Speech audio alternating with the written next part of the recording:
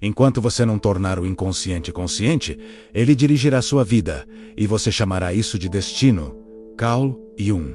Você diz que quer esquecer, que deseja seguir adiante. Mas então, me explique, por que essa pessoa ainda ocupa seus pensamentos todos os dias? Por quê? Mesmo sabendo o quanto te machucaram, você ainda sente falta? Por que cada notificação no seu celular faz seu coração disparar, na expectativa de que seja ela, mesmo depois de tudo? Não se iluda. Você não sente falta da pessoa em si. Você sente falta daquilo que projetou nela. A fantasia do amor. O espelho daquilo que você queria que ela fosse. Carl Jung disse que aquilo que não enfrentamos em nós mesmos, encontraremos como destino. E talvez seja exatamente isso que está acontecendo com você agora. Você não está apenas lidando com um término. Você está diante de um espelho que tenta te mostrar algo que você nunca teve coragem de enxergar. Este vídeo não traz conselhos clichês de autoajuda, nem fala sobre como seguir em frente, fingindo que nada aconteceu. Aqui, a verdade vai doer, vai tocar em feridas que você tentou esconder, mas também vai te libertar. A realidade é dura. Muitas vezes, aquilo que chamamos de amor é apenas nossa sombra se agarrando a alguém que alimenta nossas feridas não cicatrizadas. É seu inconsciente implorando por reconhecimento, mesmo que isso signifique permanecer ligado a alguém que te destrói. Isso não é amor, é aprisionamento. E se eu te dissesse que esse apego, essa dor, essa ansiedade que você sente cada vez que se vê ignorado ou rejeitado, não tem nada a ver com a pessoa, mas tem tudo a ver com o que você ainda precisa encontrar dentro de si mesmo? Neste vídeo, vou te guiar através de uma jornada profunda, sombria e transformadora. Vamos explorar os mecanismos ocultos da sua mente, entender por que você se apega a quem te machuca e, mais importante, como começar a se libertar. Se prepare! O que você está prestes a ouvir pode não ser fácil, porque a verdade nunca é. Mas é somente encarando essa verdade que você, finalmente, vai parar de implorar por amor e começar a se encontrar. Você está pronto? Então, vamos lá. Por que você se apega a quem te faz mal? Você já parou para refletir sobre por que se sente tão conectado a alguém que claramente não te faz bem? Por que, mesmo reconhecendo o abuso, a manipulação e a dor, algo dentro de você implora por mais? A resposta não está na outra pessoa. Está dentro de você, e muito mais profundamente do que imagina. Carl Jung não via os relacionamentos apenas como interações sociais. Para ele, cada vínculo emocional é, na verdade, um espelho do inconsciente. Quando nos apaixonamos, não estamos vendo a pessoa como ela realmente é. Estamos projetando nela partes de nós, mesmo que desconhecemos, ou que fomos forçados a reprimir ao longo da vida. Isso é o que Jung chamou de projeção psíquica. Você não está apegado a essa pessoa por quem ela é, mas pelo que ela representa dentro do seu mundo interior. Ela pode ter incorporado, mesmo que inconscientemente, o arquétipo da ânima ou do ânimas, imagens primordiais do feminino e do masculino que habitam o inconsciente de cada um de nós. Essas figuras simbolizam o que nos falta, aquilo que buscamos para nos sentir completos. Mas quando projetadas em alguém, elas criam uma ilusão tão intensa que confundimos completude com dependência e amor com submissão. O problema é que aquilo que começa como admiração e paixão se transforma em obsessão quando a outra pessoa não corresponde à imagem idealizada que projetamos. E então começamos a nos perder. Aceitamos migalhas, justificamos abusos, nos sabotamos tudo em nome de um amor que, na verdade, nunca existiu da forma como acreditávamos. Não era amor, era necessidade emocional disfarçada de fantasia inconsciente. E enquanto você continuar buscando fora o que está faltando dentro, ficará eternamente aprisionado pelo olhar do outro. Você se torna refém de mensagens não respondidas, atenção intermitente, validação que nunca chega. Tudo isso porque seu inconsciente acredita que, somente através do outro, você pode ser alguém. Mas Jung nos alerta: enquanto você não integrar essas partes ocultas dentro de si, continuará caindo nos mesmos padrões, repetindo os mesmos ciclos, escolhendo as mesmas pessoas com rostos diferentes. E isso não é azar, é destino inconsciente. Então, como escapar dessa armadilha? Como parar de viver para atender às expectativas emocionais dos outros e começar a se reconectar com seu verdadeiro eu? É isso que vamos explorar na próxima parte.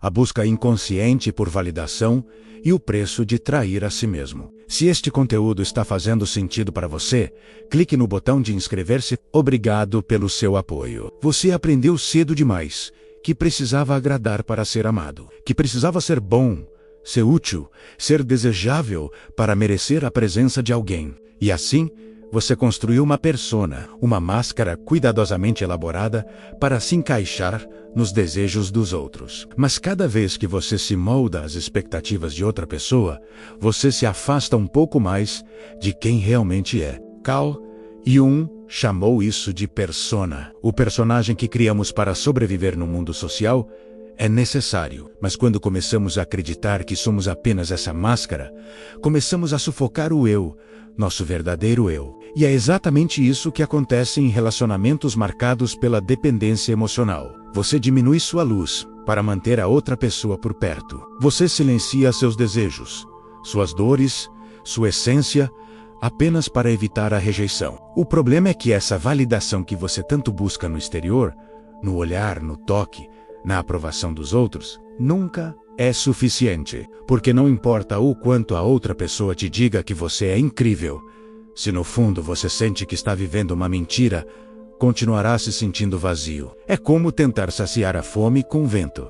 Esse vazio que te corrói não é saudade da pessoa, é saudade de você mesmo, daquilo que você teve que abandonar para ser aceito, da liberdade de existir sem o medo de ser deixado. E enquanto você continuar dependendo do outro para saber quem você é, cada ausência será um colapso. Cada silêncio será interpretado como rejeição. Cada crítica será uma ferida profunda. E é aí que nasce a ansiedade. Naquele aperto no peito, a insônia, a obsessão por mensagens, a vigilância emocional constante. Porque, no fundo, o que você teme não é perder o outro. É ser forçado a olhar para si mesmo e perceber que já não sabe mais quem é sem esse relacionamento. Mas essa ansiedade não é sua inimiga. É um sinal, um sintoma de que sua psique está em conflito, de que partes de você estão lutando para emergir, mas você continua as empurrando para o porão do inconsciente. E quanto mais você tenta ignorá-las, mais alto elas gritam. E é aí que começamos a entender o verdadeiro papel da ansiedade em relacionamentos tóxicos. Não é apenas um efeito colateral, é o alarme da alma. E para enfrentá-la, você precisa ir além dos sintomas. Você precisa confrontar as causas. Na próxima parte, vamos mergulhar mais fundo em como a ansiedade surge da fragmentação interna e o que ela está tentando te mostrar sobre você mesmo. A ansiedade como grito abafado da alma, você chama isso de ansiedade.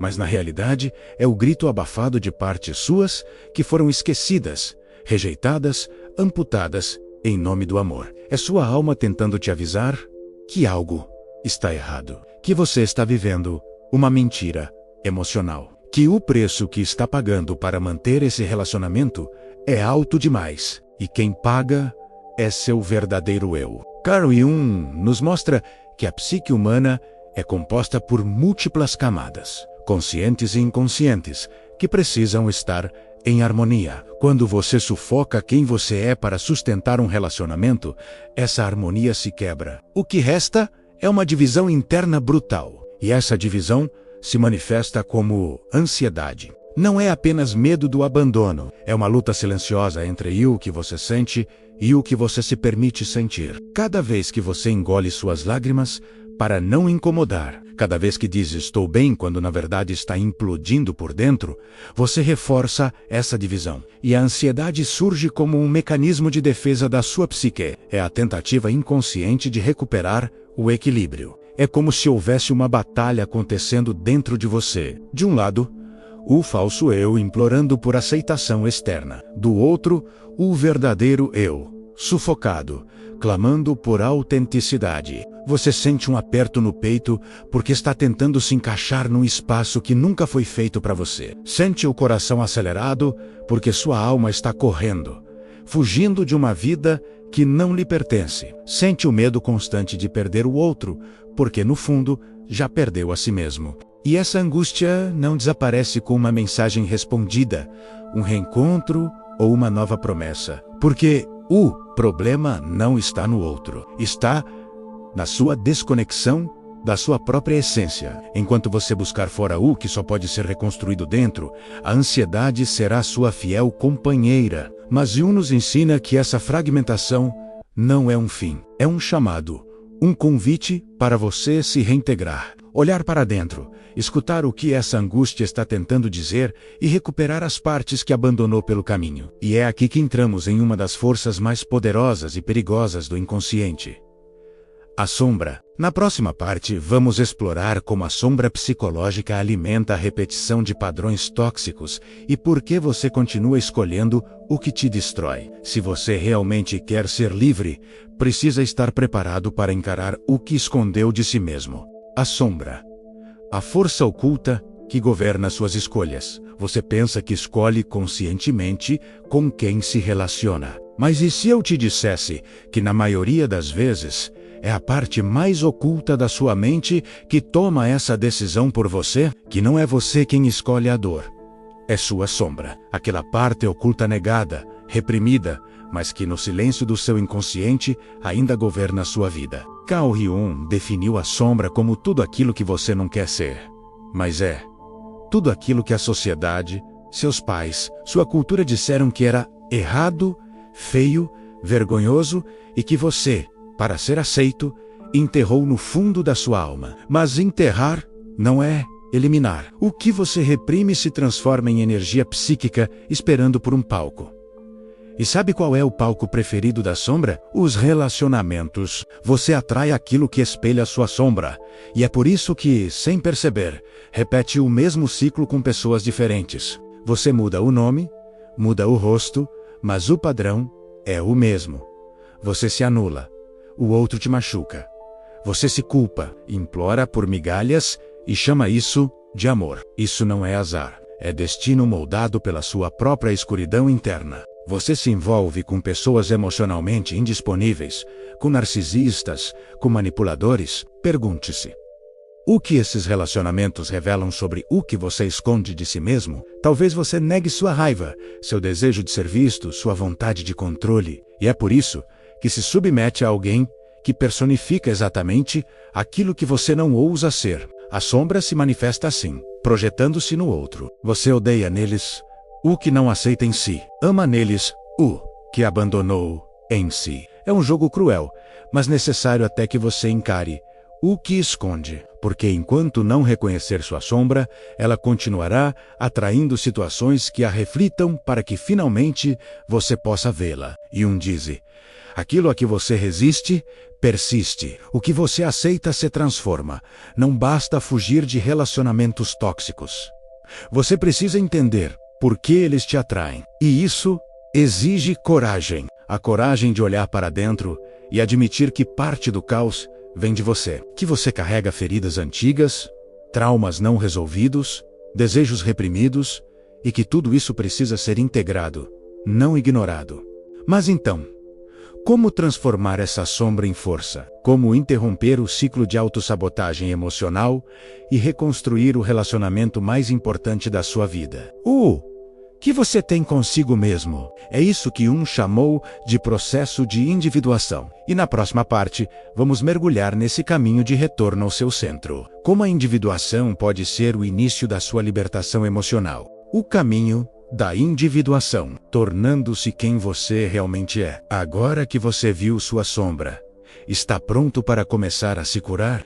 Chega um ponto em que você percebe que não pode mais viver dividido.